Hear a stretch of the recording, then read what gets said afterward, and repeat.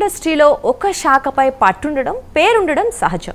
కానీ రకరకాల శాఖలపై పట్టుండడము దాన్ని అద్భుతంగా చూపించడం అనేది ఆ వ్యక్తిని అందరిలోకి ప్రత్యేకంగా కనపడేలా చేస్తోంది. సో ఇప్పుడు అలాంటి వ్యక్తి మనతో పాటు ఉన్నారు. ఆయన ఎవరో కాదు, బహుముఖ ప్రజ్ఞాశాలైనటువంటి మీర్ గారు ఉన్నారు. సో ఇప్పుడు ఆయనతో మాట్లాడి ఆయన ఎడిటర్గా చేశారు, కెమెరామెన్గా, డైరెక్టర్గా, యాక్టర్గా, ఇలా సినిమా ఇండస్ట్రీనే తన జీవితంగా అయితే గడుపుతూ ఉన్నారు. సో ఇప్పుడు ఆయనతో మాట్లాడి ఆయన అనుభవాలు, సో సినిమాలకు సంబంధించి ఆయన జీవిత విశేషాలు, ఇంకా ఏమవుదాము, ఏమేం చేస్తే బాగుంటుంది అనే సలహాలు కూడా మనకి ఇవ్వబోతున్నారు. అడిగి తెలుసుకుందాం పదండి. నమస్కారం మీర్ గారు. గోవిందా, ఎలా ఉన్నారు సార్? బాగున్నాను, భగవంతుడి దయ వల్ల. Okay sir.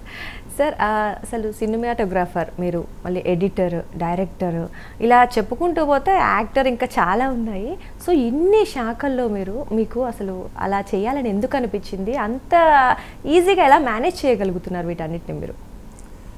అంటే ఎందుకు అనిపించింది అనేది చెప్పలేను, కానీ ముందు నుంచి ఏంటంటే మా ఫాదరు కీర్తిశేషులు ఎస్డి లాల్ గారు, ఆయన చిన్నప్పటి నుంచి కూడా నన్ను ఇండస్ట్రీలో పెట్టుకుని అన్ని శాఖలకు ఆయనతో పాటు తిప్పుతూ అన్నిటికీ పరిచయం చేస్తా. అంటే ఆయన ముందే నన్ను ఈ సినిమా ఫీల్డ్లో పెట్టాలనే ఉద్దేశంతో ఆయన నన్ను అన్ని శాఖల్లోనూ తిప్పేవారు అనమాట ఆయన. సో ఇలాగ అన్ని డిపార్ట్మెంట్స్ని వెళ్ళి చూస్తూ పెరిగాను నేను. అలాగే ఫస్ట్ నేను జాయిన్ అయినప్పుడు ఎడిటింగ్ డిపార్ట్మెంట్లో జాయిన్ అయ్యాను. కొద్ది రోజులు అయిన తర్వాత మళ్ళీ ఫోటోగ్రఫీకి షిఫ్ట్ అయ్యాను. నేను ఫోటోగ్రఫీ చేసుకుంటూ వచ్చాను. ఇక్కడికి వచ్చి ఫోటోగ్రఫీ స్టార్ట్ చేసిన తర్వాత నా ప్రోగ్రామ్స్ని నేనే ఎడిట్ చేసుకుంటూ ఇంకా మెరుగుపెట్టవచ్చు అనుకుని నేనే ఎడిట్ చేసుకుంటూ మొదలుపెట్టాను.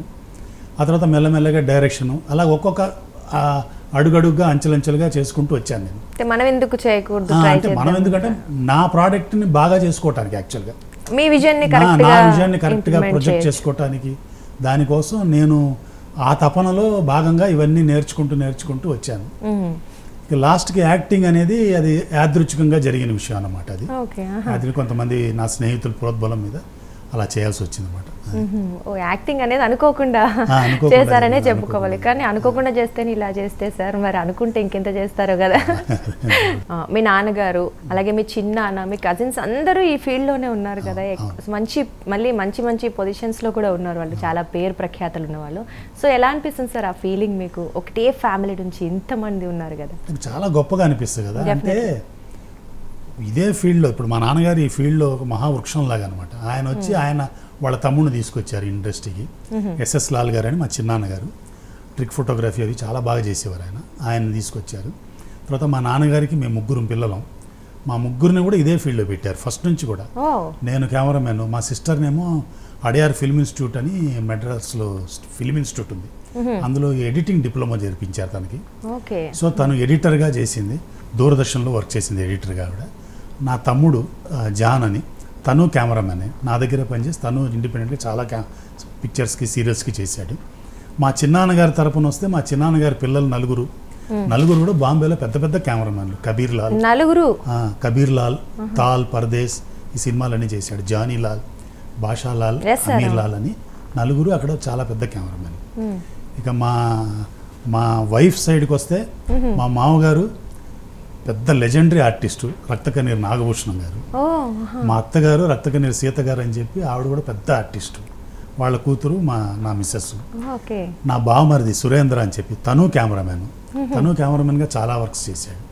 సో ఇలాగ ఇండస్ట్రీ మొత్తం కూడా మా వాళ్ళందరూ ఇదే ఇండస్ట్రీ మీద బతుకుతున్నారు. అంటే కళామ తల్లి మమ్మల్ని అందరినీ ఆదరించింది, అది మాకు చాలా ఆనందం. గొప్ప విషయం సార్. దీనికి మూలం ఏంటంటే మా నాన్నగారి ఇదన్నమాట. సార్ మరి మీ పిల్లలు కూడా ఉన్నారా ఇండస్ట్రీలో? Of course. ఇప్పుడు మా నాన్నగారికి ఎలా అయితే ఈ ఫీల్డ్ మీద ఎంత అపారమైన భక్తి శ్రద్ధలు ఉండి మమ్మల్ని అందరినీ ఇదే ఫీల్డ్లో పెట్టాలనుకున్నారో, నాకు ఇద్దరు బాబులు. పెద్ద బాబు బీటెక్ చదివాడు, ఆయన చిన్నప్పటి నుంచి యాక్టింగ్ చేస్తుంటాడు, భూషణ్ అని. తను యాక్టింగ్లోనే సినిమాలు చేశాడు, వెబ్ సిరీస్ అవి డైరెక్షన్ కూడా చేస్తున్నాడు. మా చిన్న అబ్బాయి ఆసిఫ్ భూషణ్ అని చెప్పి విజువల్ ఎఫెక్ట్స్లో ఇప్పుడు చెన్నైలో పెద్ద కంపెనీలో చీఫ్ క్రియేటివ్ హెడ్ అనమాట. అతను సినిమాలకి వాటికి విజువల్ ఎఫెక్ట్స్ చేస్తుంటాడు. ఓకే సార్, నిజంగా ఒక్క ఫ్యామిలీ నుంచి మరి ప్రతి ఒక్కళ్ళు ఎవరు చూసినా జనరేషన్స్లో ప్రతి ఒక్కరు ఇలా ఈ ఇండస్ట్రీలో ఉండడం అనేది నిజంగా మీ ఫ్యామిలీకి సినిమా అంటే ఎంత ఇష్టం అనేది ఇక్కడ క్లియర్గా కనిపిస్తుంది మాకు.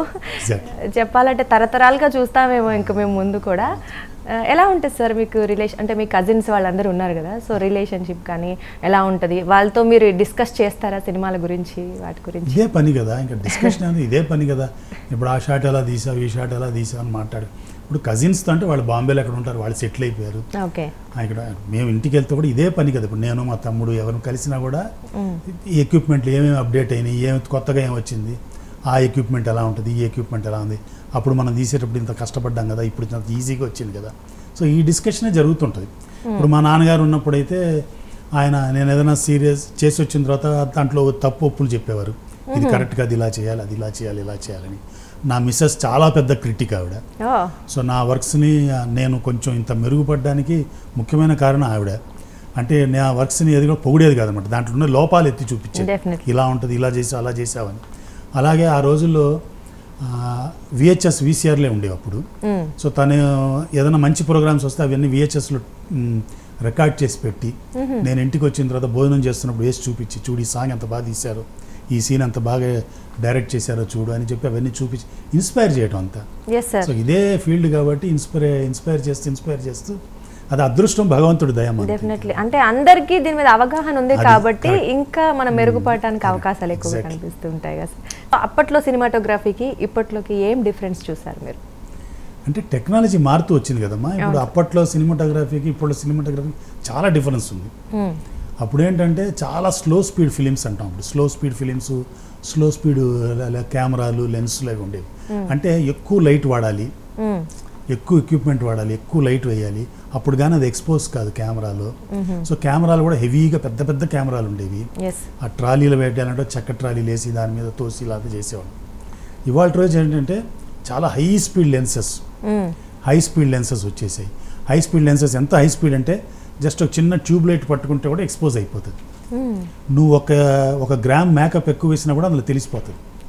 స్కిన్ టోన్ అంతా తెలిసిపోతుంది అందులో అంటే ఎలా ఉంది అనేది. అంత డీటెయిలింగ్ లెన్స్లో అంత డీటెయిలింగ్ వచ్చిందనమాట. సిగ్నేచర్ ప్రైమ్ లెన్సెస్ అని అలాంటి మంచి మంచి లెన్సెస్ ఉన్నాయి. అవన్నీ బాగా పట్టేస్తుంది ఎక్స్పోజర్గా. అలాగే కెమెరాలు కూడా చాలా లైట్ వెయిట్ ఇప్పుడు. అది కాకుండా గ్యాడ్జెట్స్, విపరీతమైన గ్యాడ్జెట్స్ వచ్చేసాయి. ఆ రోజుల్లో గ్యాడ్జెట్స్ లేవు. ఇప్పుడు ఒక ఏరియల్ షాట్ తీయాలి అంటే హెలికాప్టర్ పర్మిషన్ తీసుకొని దానికి ఎక్కువ డబ్బులు ఖర్చు పెట్టి తీయాలి. సో తీయకుండా మానేసారు. అలాగే ఏదైనా కార్లో సీన్ తీయాలి, ఒక చేస్ తీయాలి, అలా తీయాలంటే కూడా ఆ రోజుల్లో కెమెరాలు కార్లకి కట్టేసుకుని తాళ్లతో చాలా రిస్కీగా చేసేవారు. ఇవాళ అలా కాదు కదా. ఇవాళ ఏమైంది, గ్యాడ్జెట్స్ ఉన్నాయి. కార్కి అలా ఫిక్స్ చేసేస్తే కెమెరా పెట్టేస్తే అది తీసేసుకుంటుంది. డ్రోన్లు వచ్చేసినాయి. ఎక్కడ కావాలంటే డ్రోన్, అండర్ వాటర్ కావాలంటే అండర్ వాటర్ తీసుకోవచ్చు. ఇప్పుడు పరిగెడుతున్నా ఫాలో చేయాలంటే కూడా గింబల్ అవి ఇమ్మీడియట్గా బ్రహ్మాండమైన ఇవి వచ్చేసినాయి గ్యాడ్జెట్స్ వాటర్. సో చాలా ఈజీ అయిపోయింది. లైటింగ్ కూడా ఏమైపోయిందంటే స్కీమ్స్, ప్యాటర్న్స్ కూడా మారిపోయినాయి అనమాట. అప్పుడు లైటింగ్ ప్యాటర్న్లు, ఇప్పుడు లైటింగ్ ప్యాటర్న్ కూడా మారిపోయింది. అప్పుడు మేము చేస్తున్న రోజుల్లో ఏంటంటే ఫేస్ మోల్డ్ చేయాలి. ఇప్పుడు నువ్వు అందంగా ఉన్నావంటే ఎటువైపు లైట్ చేస్తే ఎది కీ పెట్టి ఎట్లా చేస్తే బాగుంటుంది, హాఫ్ లైట్ ఎక్కడ వేయాలి, 3/4 లైట్ ఎక్కడ వేయాలి, ఫిల్ ఎట్టా పెట్టాలి, రిమ్ లైట్ ఎట్టా ఇవ్వాలి అని ఇలా అందంగా ఆర్టిస్టులు ఎంత అందంగా చూపించాలని తాపత్రయం ఉండేది అప్పుడు. సో ఎందుకంటే మన కథని మొత్తం వాళ్ళే క్యారీ చేస్తారు కాబట్టి వాళ్ళు అందంగా కనిపించాలనేది అప్పుడు కాన్సెప్ట్ అన్నమాట. ఇవాళ కాన్సెప్ట్ ఏంటంటే అంతా కాన్సెప్ట్ లైటింగ్. ఇప్పుడు అంటే ఒక ఇంట్లోకి వస్తే ఆ ఇంట్లో ఎలా ఉంటుందో న్యాచురల్గా, ఇప్పుడు ఆ కిటికీ ఉంటే కిటికీ నుంచి లైట్ వస్తుంది, అది ఎలా ఉంటుంది అంతే. ఆ లైట్లోనే నీ క్లోజ్ ఉంటుంది అనమాట. సగం చీకటి ఉండొచ్చు, సగం ఇది ఉండొచ్చు, ఎలా ఉన్నా అందులోనే తీయటం అనమాట. సో ఇక్కడ ఏంటంటే బ్యూటిఫికేషన్ కాదు, కాన్సెప్ట్ న్యాచురాలిటీ మీద తీయటం అనేది ఇవాళ రేపు ట్రెండ్ అనమాట. సో ఆ విధంగా కూడా చాలా మార్పులు వచ్చినాయి. ఇప్పుడు మామూలు బ్యూటిఫుల్గా తీయటం అనేది చాలా ఈజీ. అంటే ఈజీ ఇన్ ద సెన్స్ పని తెలిస్తే. న్యాచురల్గా తీయడం చాలా కష్టం. ఇప్పుడు ఒక చోట మనం క్రియేట్ చేయటం అంటే రిక్రియేట్ చేయటం అంటే చాలా కష్టం. ఇప్పుడు చేస్తున్న పనికి నిజంగా హ్యాట్స్ ఆఫ్. అది బాగుంది అంటారు ఇది. అలాగే సార్, మనకి బాహుబలి, RRR లాంటి వరల్డ్ వైడ్ మూవీస్ వచ్చిన తర్వాత సో సినిమాటోగ్రఫీ అనేది ఒక లెవెల్కి వెళ్ళిపోయిందని చెప్పుకోవచ్చు. సో ఇంకా ఏం మార్పులు వస్తే ఇంకా బాగుంటుంది అంటారు మన తెలుగు ఇండస్ట్రీ? మార్పులు వస్తూనే ఉంటాయి మా. ఇవాళ రేపు చాలా మార్పులు ఉన్నాయి కదా. ఇప్పుడు ఫోటోగ్రఫీ అనేది ఇప్పుడు జస్ట్ పార్ట్ అయిపోయింది. ఇప్పుడు విజువల్ ఎఫెక్ట్స్ అనేది చాలా పెద్ద కీ రోల్. ఇవాళ రేపు సినిమాల్లో విజువల్ ఎఫెక్ట్స్ అనేది చాలా పెద్ద కీ రోల్ అనమాట. ఒక చిన్న సినిమా కూడా విజువల్ ఎఫెక్ట్స్ లేకుండా లేవు. ఎందుకంటే విజువల్ ఎఫెక్ట్స్ వచ్చిన తర్వాత డైరెక్టర్కి ఒక రిస్ట్రిక్షన్ లేదు, నీ థాట్ ప్రాసెస్కి రిస్ట్రిక్షన్ లేదు. You can create anything. Yes నువ్వు ఇమాజిన్ చేసుకోవాలి, నువ్వు ఇమాజిన్ చేసుకుంటే యూ కెన్ క్రియేట్ ఎనీథింగ్ అంటే everything is possible now except you have a budget and time. Time and budget అనేది చాలా ఇంపార్టెంట్ విజువల్ ఎఫెక్ట్స్లో. ఇప్పుడు చాలా మార్పు వచ్చేసింది. ఇప్పుడు విఆర్ టెక్నాలజీ అని ఉంది, ఆర్టిఫిషియల్ ఇంటెలిజెన్స్ వచ్చింది, ఇవన్నీ ఉన్నాయి కదా ఇప్పుడు. సినిమాల్లో ఇవన్నీ కూడా వచ్చేస్తాయి కదా ఇప్పుడు. విఆర్ టెక్నాలజీ అనేది ఆల్రెడీ ఉందమ్మా. విఆర్ టెక్నాలజీ అనేది ఒకప్పుడు ఒక కార్లో వెళ్తున్న సీక్వెన్స్ తీయడానికి బ్యాక్ ప్రొజెక్షన్ అని వాడేవారు. బ్యాక్ ప్రొజెక్షన్ అంటే ఇప్పుడు నువ్వు ఇక్కడ కూర్చొని కారు ఒకటి పెట్టేసి ఇక్కడ కారులో నువ్వు తోలుతుంటే వెనకాల స్క్రీన్ ఉంటుంది. ఆ స్క్రీన్లో వెనకాల ప్రొజెక్టర్ ఉండి దాని మీద ప్లే చేస్తారు, అంటే ఒక బ్యాక్గ్రౌండ్ ప్లే చేస్తారు. అది కాస్త తర్వాత ఏమైంది, బ్లూ మ్యాట్ గ్రీన్ మ్యాట్ అని వచ్చి, సో బ్లూ మ్యాట్లో అగేన్స్ట్గా బ్లూ మ్యాట్ తీసేసి ఈ బ్లూ మ్యాట్ గ్రీన్ మ్యాట్లు ఏంటంటే స్టడీగా కాకుండా కొంచెం మూమెంట్ కూడా చేయొచ్చు. కార్లో నువ్వు వెళ్తుంటే కూడా ఈ స్ట్రైట్ నుంచి ప్రొఫైల్కి రావటం కానీ లేదంటే అలా జూమ్ రావటం కానీ ఇలాంటి షాట్స్ అన్ని కూడా తీయటం చేశారు.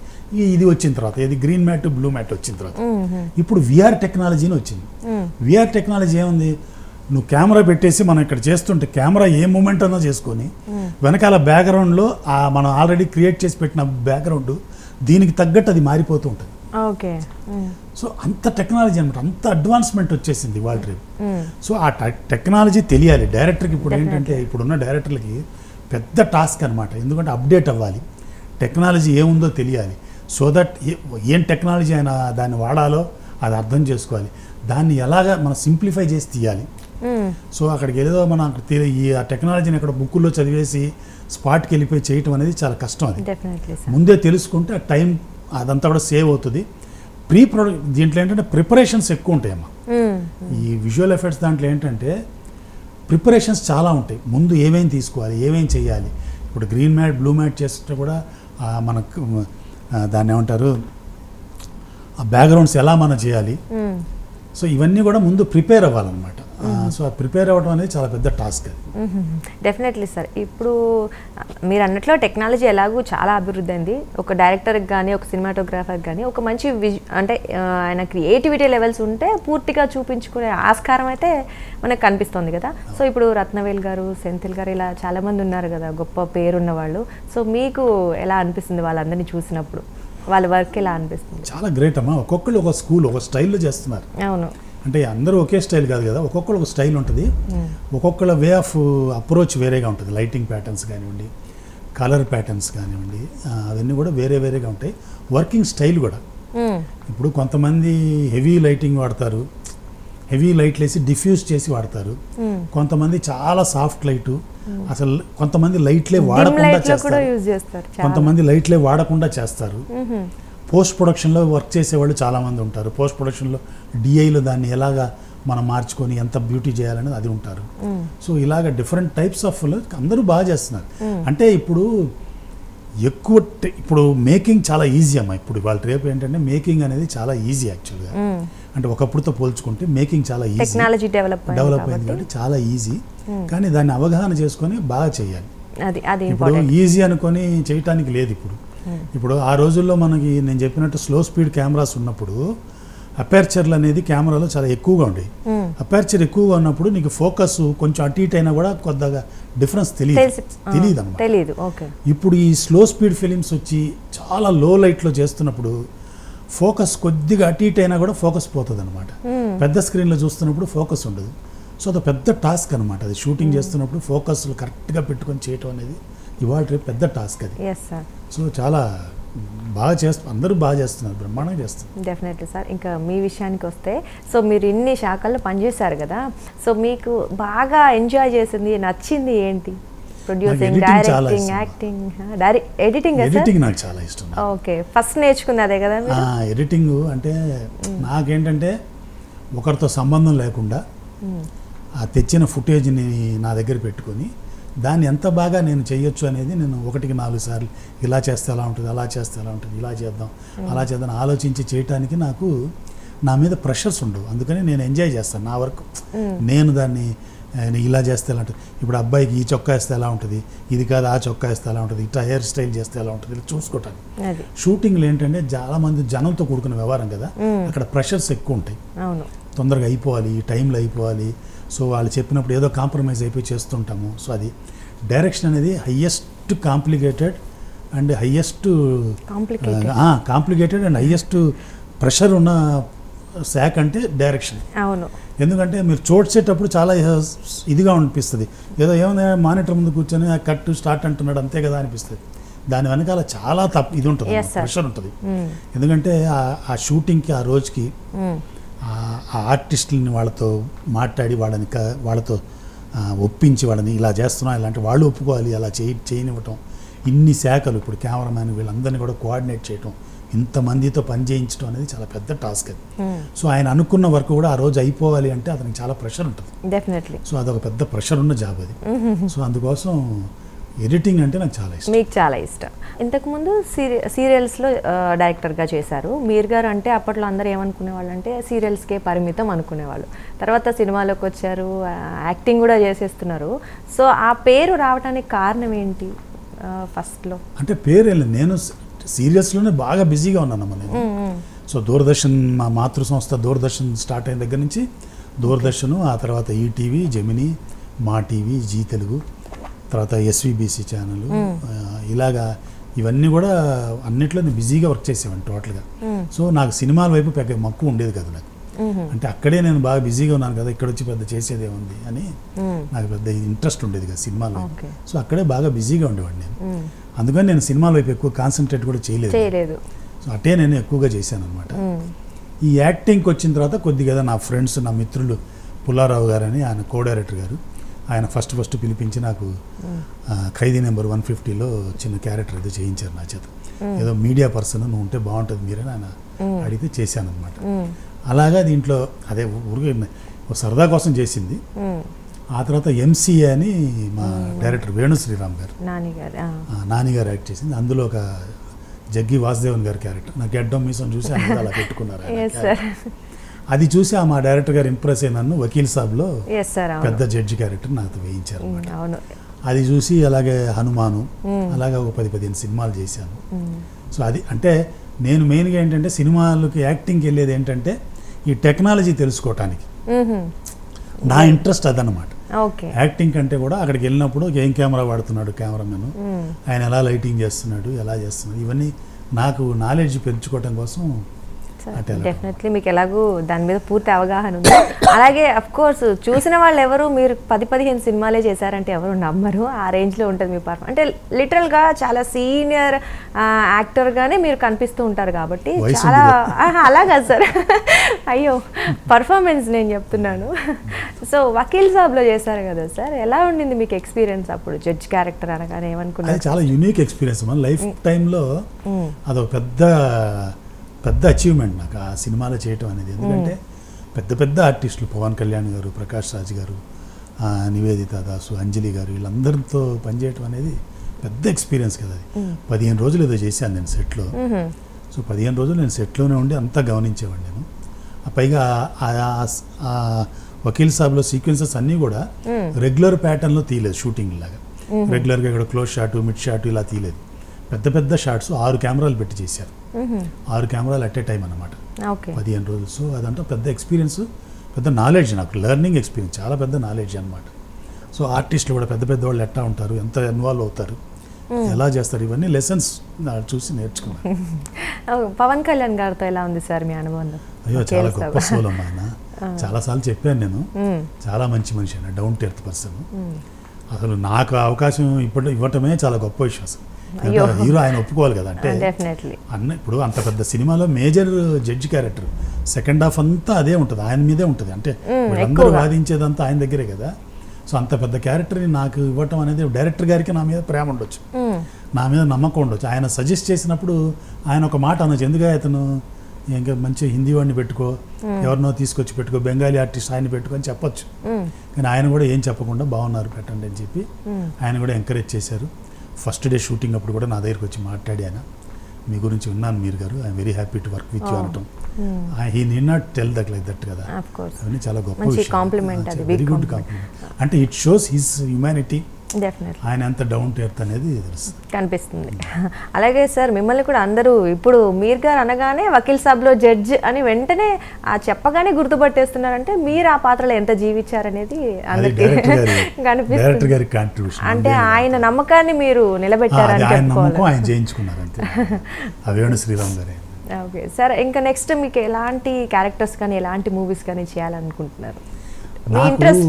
నాకు యాక్టింగ్ మీద నేను స్వయంగా వెళ్ళి ఎవరిని అడిగి ఎక్కడ ఎప్పుడు చేసింది లేదమ్మా. అంటే నేను అటు సైడ్ నేను 2 పడవల్లో కాలు పెట్టి నడవాలనేది నా తాపత్రయం కాదు. నాకు నా టెక్నికల్ సైడే నాకు ఎక్కువ ఇంట్రెస్ట్. అది ఎప్పుడన్నా వచ్చినప్పుడు నేను చెప్పాను కదా ఇలాగా. సో అక్కడ ఏంటంటే నాకు ఎక్విప్మెంటు ఇవన్నీ కూడా ఎలా తెలుస్తుంది, ఇప్పుడు ఎలా వర్క్ చేస్తున్నారు, ఈ ప్యాటర్న్ అంతా కొత్త కుర్రోళ్ళు డైరెక్షన్ కానివ్వండి, ఫోటోగ్రఫీ కానివ్వండి ఎలా చేస్తున్నారు, ఈ అప్రోచ్ అంతా తెలుసుకోవడం కోసం నేను వెళ్ళి చేస్తుంటాను అనమాట. నేను ఏదైనా వచ్చినప్పుడు అవకాశాన్ని వదులుకోకుండా వెళ్తుంటాను. అంతేదాన్ని మిగతా ఆస్పెక్ట్స్ ఏం లేవు, కమర్షియల్ ఆస్పెక్ట్స్ ఏమి ఉండవు. సో నాకు ఈ ఇంట్రెస్ట్ ఎక్కువ కాబట్టి వెళ్ళి చేయాలని చేస్తుంటాను. అంతే చేస్తూ ఉంటారు. కానీ ఎక్కువ మాత్రం ఎడిటింగ్ మీదనే మీ శ్రద్ధ. నా పర్సనల్ అయితే ఎడిటింగ్ నాకు అదే నాకు మెయిన్. ప్రస్తుతం ఎడిటింగ్ చేస్తున్నారు సార్, ఎడిటర్గా చేస్తున్నారా? ఎడిటర్గా చేయను, నా ఎడిటర్గా చేయను. నేను నా వర్క్సే నేను ఎడిట్ చేసుకుంటాను. మీ వర్క్స్ బయట ఎవరికి చేయను నేను.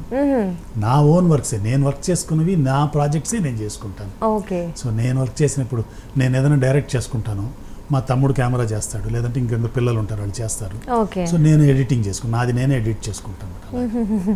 సో ఫ్యామిలీ మొత్తం అందులో ఉండేసరికి పూర్తి అవగాహన ఎలాగ ఉంది కాబట్టి అన్నీ చేసుకోగలుగుతారు కదా సార్. ఇప్పుడు ఏం ప్రాజెక్ట్స్ చేస్తున్నారు సార్? అంటే నేను నా టెక్నికల్ సైడ్ అయితే అమ్మా సీక్రెట్ సైన్స్ ఆఫ్ భారత్ అని ఒక ప్రోగ్రామ్ చేస్తున్నాను. అది ఓటీటీకి, అది అదొకటి ప్రోగ్రామ్ చేస్తున్నాను. అది మంచి ప్రోగ్రామ్. అది ప్రస్తుతం అయితే అది నడుస్తుంది ఆ ప్రోగ్రాము. మిగతావని ఈ మన పైలట్ ఎపిసోడ్స్ అవి అని చేస్తుంటాను సీరియల్స్కి. పైలట్ అంటే ఫస్ట్ 5 ఎపిసోడ్స్, ఫస్ట్ వీక్ వచ్చే ఎపిసోడ్స్ చేస్తుంటాను, దానికి వర్క్ చేస్తుంటాను. ఇది కాకుండా డివోషనల్ ప్రోగ్రామ్స్ ఏవో వస్తుంటాయి, డివోషనల్ ప్రోగ్రామ్స్ ఎక్కువ చేస్తుంటాను నేను. సాంగ్స్ అవి షూట్ చేయటం, అవి యాడ్ ఫిలిమ్స్ చేస్తుంటాను. సో ఇలా డాక్యుమెంటరీస్. సో ఇది నా రెగ్యులర్ ప్యాటర్న్. సినిమాలకు వస్తే సినిమాల దగ్గర చిన్న చిన్న వేషాలు. ఇప్పుడు ఈ మధ్య నేను మ్యాట్ 2లో ఒక చిన్న వేషం వేశాను, ఒక టీచర్ వేషం ఒకటి వేసాను.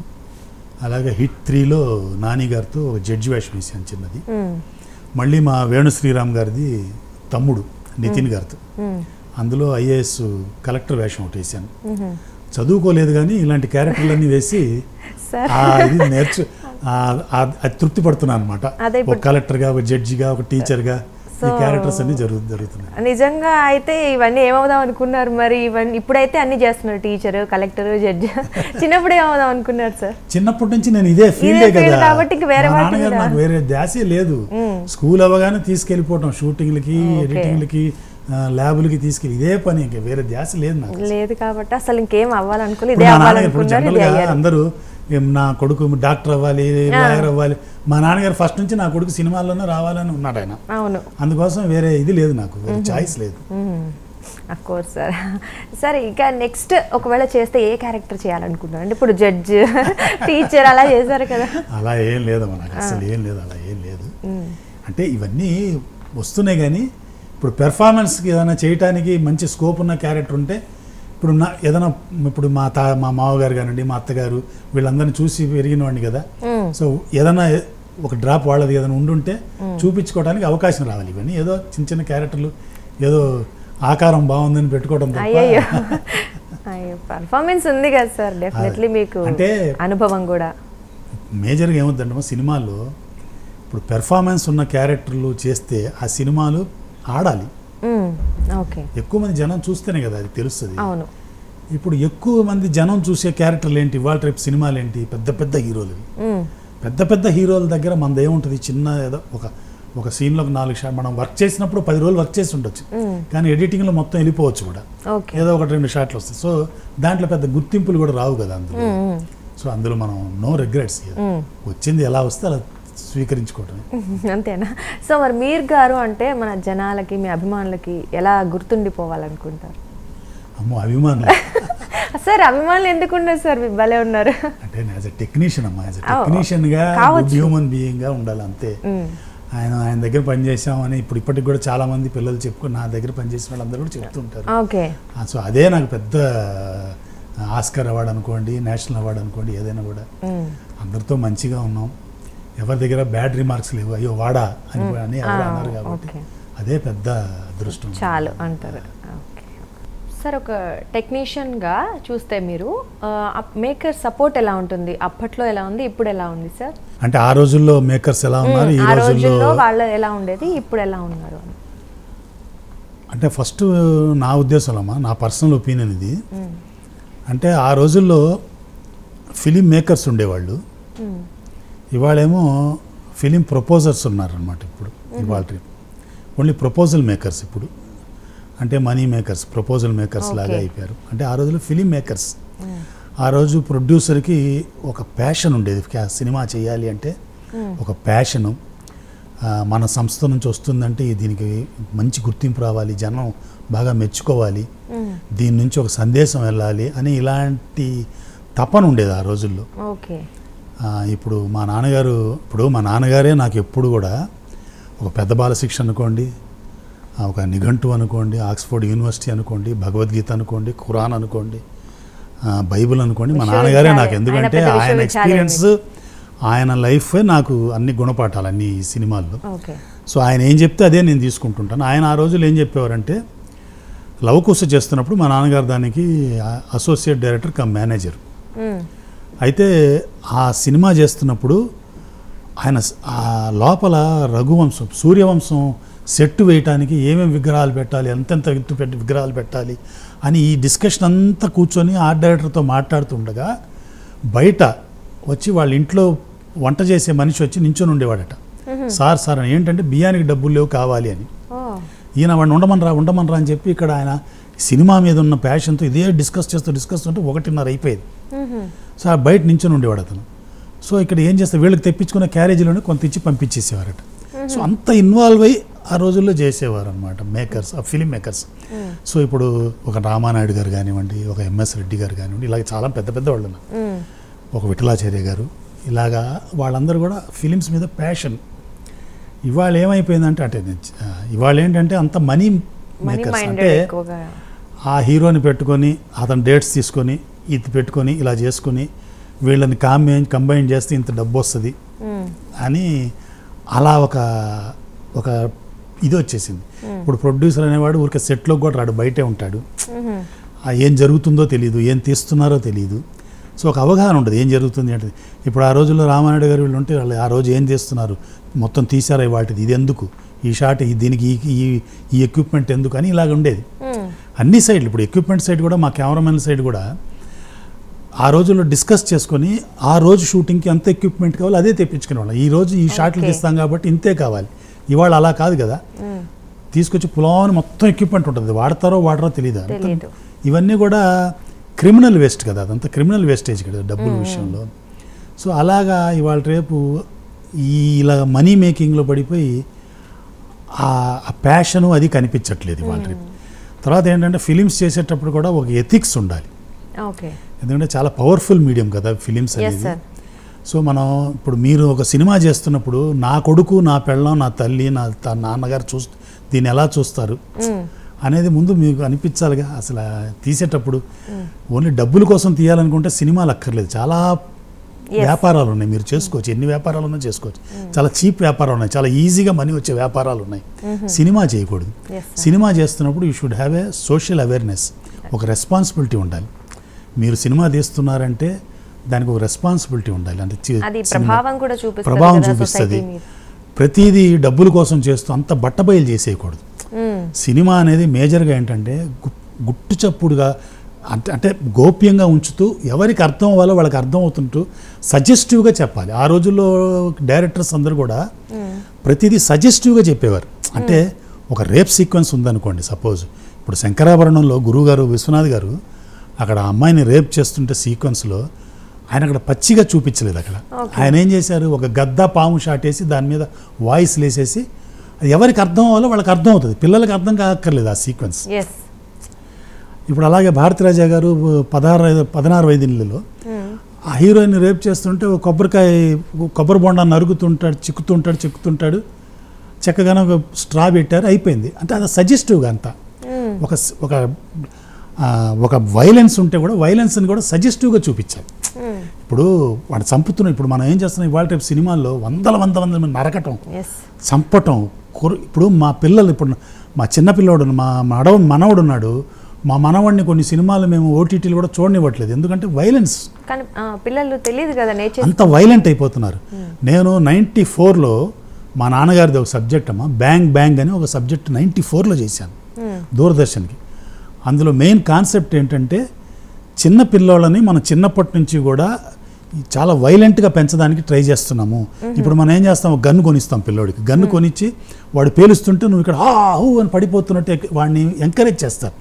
వాడు కత్తి పెట్టి పొడవగానే నువ్వు అని నువ్వు రియాక్ట్ అయిపోయి వాడిని ఎంకరేజ్ చేస్తున్నారు చిన్నప్పటి నుంచి. అట్లా ఎంకరేజ్ చేయకూడదు మన పిల్లల్ని. సో ఈ టాయ్స్ అన్ని మనం బ్యాన్ చేయాలి.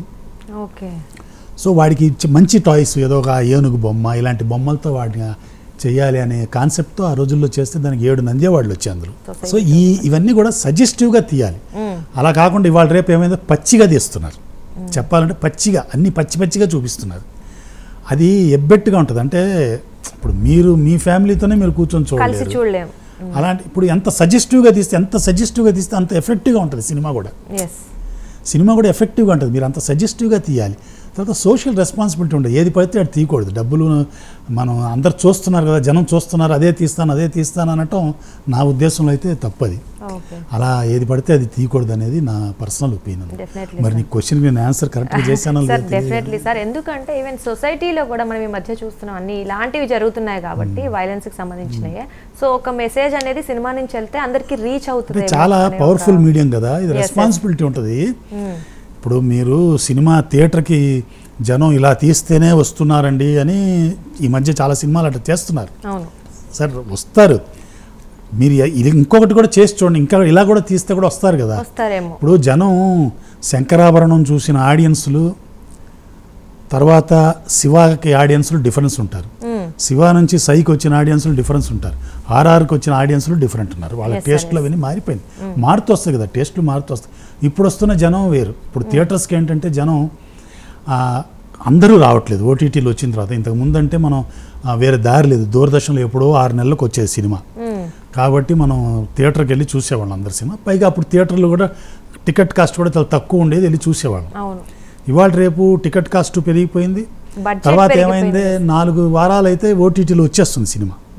దీన్ని కష్టపడి వెళ్ళి అక్కడ ఎందుకు చూడడం, మన ఇంట్లోనే కాళ్ళు జాపుకొని చూసుకోవచ్చు కదా అని ఒక ఉద్దేశంతో థియేటర్కి వెళ్ళటం కూడా మానేస్తారు. సో అందుకని థియేటర్లో ఏం చేస్తున్నారు, వీళ్ళని రప్పించడం కోసం ఇలాంటివి క్రియేట్ చేస్తున్నప్పుడు మీరు చాలా ఫ్యాంటసీతో ఇవాళ రేపు ఉన్న టెక్నాలజీని వాడుకొని ఇంకా ఫ్యాంటసీ క్రియేట్ చేసి, ఇప్పుడు మనం చూడాలి, ఇప్పుడు సినిమాలు ఎప్పుడు మనం ఏం చేస్తాం, మన వల్ల కానిది మన వల్ల చూడలేనివి చూస్తున్నప్పుడు థ్రిల్ అవుతాం కదా, అలాంటివి చేయండి. ఈ వైలెన్స్లు, ఈ సెక్స్ ఇవన్నీ కూడా అంత అవసరం లేదు కదా, చూపించాలి. ఇంట్రెస్టింగ్ యాక్సెప్ట్ అంటే అలాంటి చాలా ఉన్నాయి. ఇప్పుడు ఒక హ్యారీ పాటరే అన్ని భాగాలు తీసి అంత హిట్ అయింది.